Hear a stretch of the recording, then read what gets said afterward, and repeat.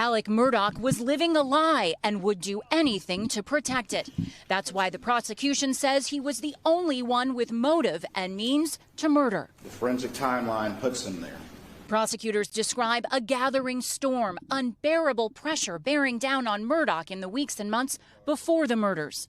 Confronted for stealing money from his firm and about to be financially exposed by a civil case after the 2019 boat crash involving his son Paul.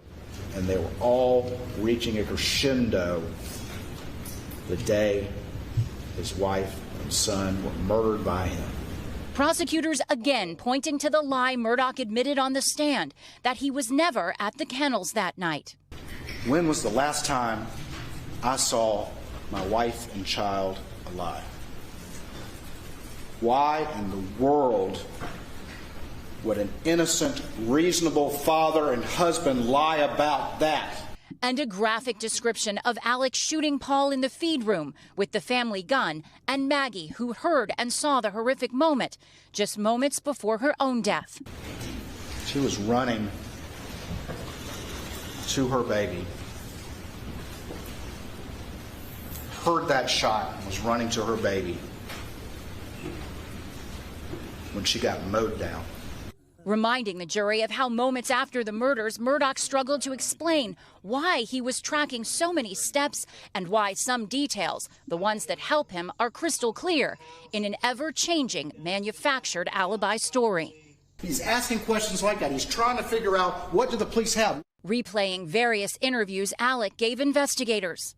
I stayed on the couch and I dozed off. The crime scene shown to the jury Wednesday morning, taken from the court to the 1,700-acre Moselle property to walk the kennels, the feed room, and the outside of the former Murdaugh home. Prosecutors concluding their arguments with this. He's fooled them all.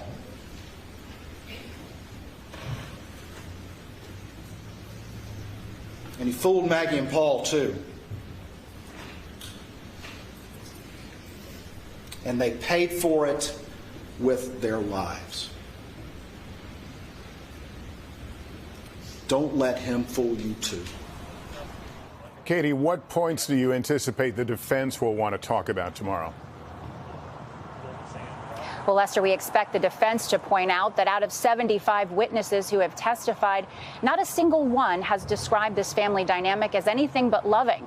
Also, if Alex Murdaugh's motive was really for sympathy and distraction, he achieved neither. Soon after these crimes, he was disbarred and disgraced.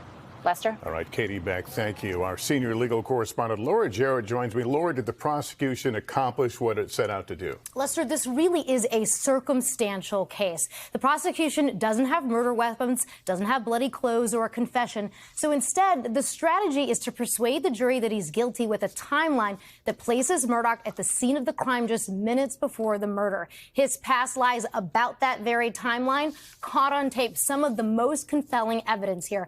But what could be the prosecution's biggest hurdle? Motive. Expect to hear the defense argue in closing tomorrow. It simply doesn't make sense that someone would kill their wife and child to distract everyone from a looming financial downfall. But of course, the state doesn't need to prove motive to get a conviction here in this case, Lester. Laura, thanks very much. Thanks for watching our YouTube channel. Follow today's top stories and breaking news by downloading the NBC News app.